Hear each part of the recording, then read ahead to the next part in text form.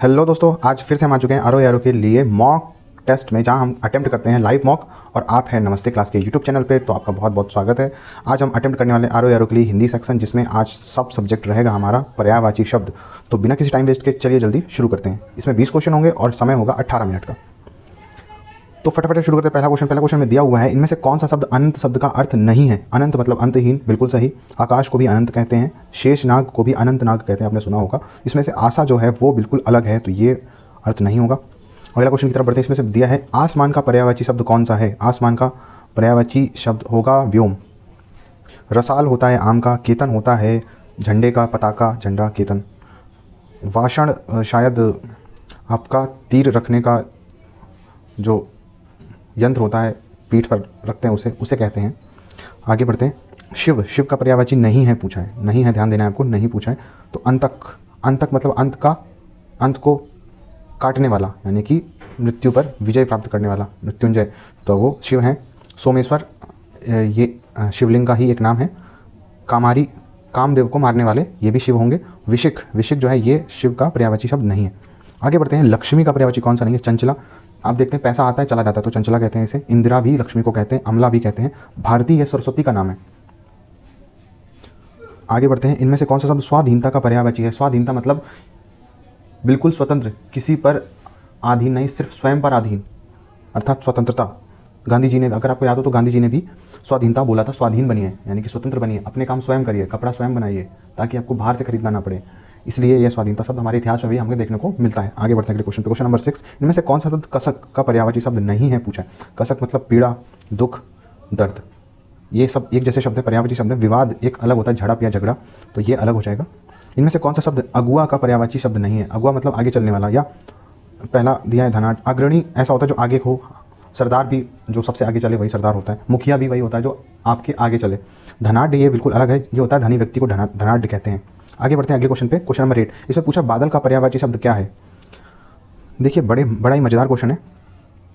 बादल, जल के पर्यायवाची में से अगर आप अंत में दा लगाएंगे तो बादल के पर्यायवाची होंगे, और अगर आप अंत में जा लगाएंगे तो वो कमल के पर्यायवाची हो जाएंगे। तो देखिए अनिल, ये तो हवा का पर्यायवाची हो गया। नीरज कमल का पर्यायवाची। नीरजा मतलब जल से उत्पन्न, स्त्रीलिंग के लिए प्रयुक्त होता है।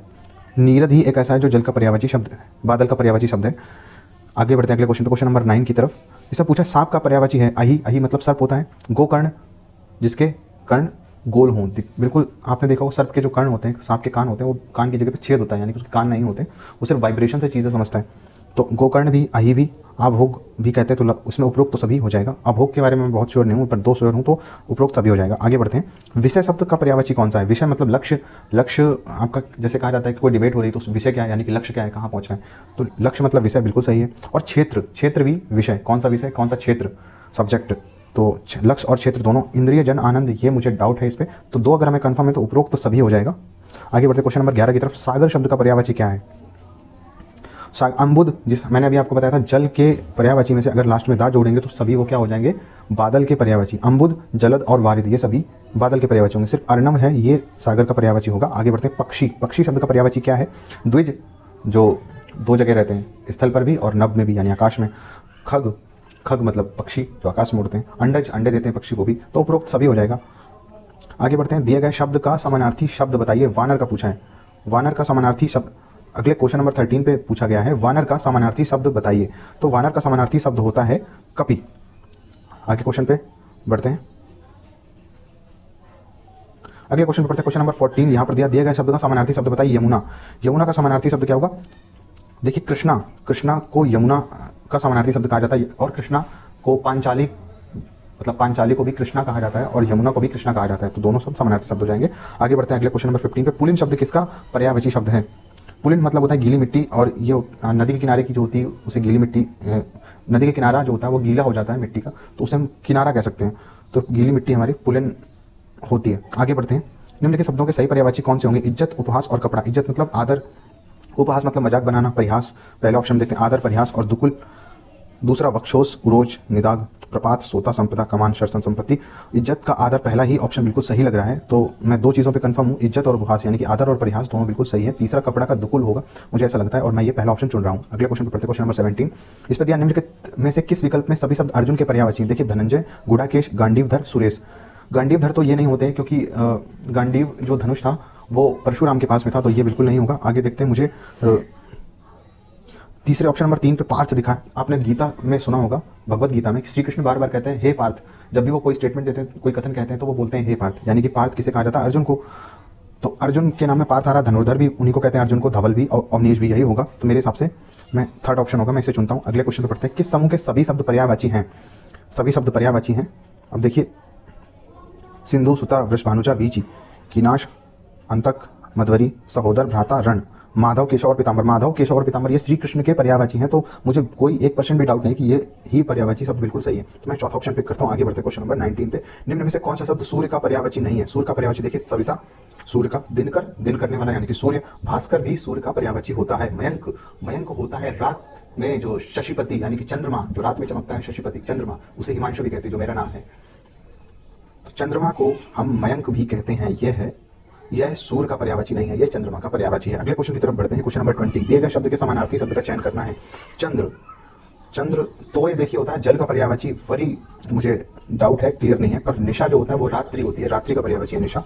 राकेश, रात मतलब रात्रि, और केश मतलब रात मतलब रात्रि, और ईश मतलब राजा, रात्रि का राजा यानी कि चंद्रमा। तो राकेश इसका बिल्कुल सही समानार्थी शब्द होगा। तो मेरे सभी क्वेश्चन अटेम्प्ट हो चुके हैं। चलिए मैं फाइनली इसको सबमिट कर देता हूँ और देखते हैं रिजल्ट क्या रहता है। देखिए, इनमें से एक क्वेश्चन हमारा गलत हो चुका है, और गलत होने के बाद सबसे पहले देख लेते हैं कौन सा क्वेश्चन गलत हुआ है हमारा। सबसे पहले देखते हैं क्वेश्चन नंबर 17। देखिए, हमारा गलत हो चुका है। अर्जुन का देखिए, हमने एक ये गलत कर दिया। मुझे लगता है क्वेश्चन ऑप्शन नंबर 2 इसमें बिल्कुल सही हो, कौनतेय यानी कि कुंती का पुत्र, और पार्थ, धनंजय, गुडाकेश, ये बिल्कुल सही होगा। मुझसे यह बहुत भारी मिस्टेक हो गई, पर कोई बात नहीं। हमें ये सीखना है, इससे अपनी गलतियों से ये सीखना है कि हम आगे फ्यूचर में ना दोहराएं, भविष्य में ना दोहराएं, और अपनी गलतियों को सुधारते हुए चलें, ताकि हम अपने एग्जाम में बहुत अच्छा कर पाएं। तो ये रहा मेरा ओवरऑल एनालिसिस, और बाकी सारे क्वेश्चन सही हैं। इसमें से ये ऑप्शन बिल्कुल सही हो जाएगा। और एनालिसिस पे आते हैं, तो ये हमारी 174 रैंक आई है आउट ऑफ 30,734। इसमें कट ऑफ गई है 14 मार्क्स की, और हमारे मार्क्स आए हैं 18.67 आउट ऑफ 20। ये था टोटल एनालिसिस लाइव मॉक। आपको लाइव मॉक कैसा लगता है प्लीज कमेंट में अपनी राय जरूर लिखें। हालांकि मुझे आपने बहुत सपोर्ट किया है, मैं उम्मीद करता हूँ इस वीडियो को बहुत सारा प्यार दोगे, सपोर्ट करोगे, और ऐसे ही सीरीज आगे चलती रहे। इसके लिए आपको करना है बिल्कुल छोटा सा काम, आपको लाइक करना है वीडियो को, और अपने दोस्तों के साथ जरूर से शेयर करना है, ताकि हम आगे इस वीडियो की सीरीज को लगातार चलाते रहें और अपने सब्जेक्ट को बहुत अच्छे से कंप्लीट करें। अगर आपने चैनल अभी तक सब्सक्राइब नहीं किया तो जरूर सब्सक्राइब कर ले, ताकि कोई भी इंपॉर्टेंट वीडियो की नोटिफिकेशन आपको मिले सबसे पहले। इसी के साथ मिलते हैं अगले वीडियो पे, तब तक के लिए जय हिंद, वंदे मातरम, नमस्ते क्लास।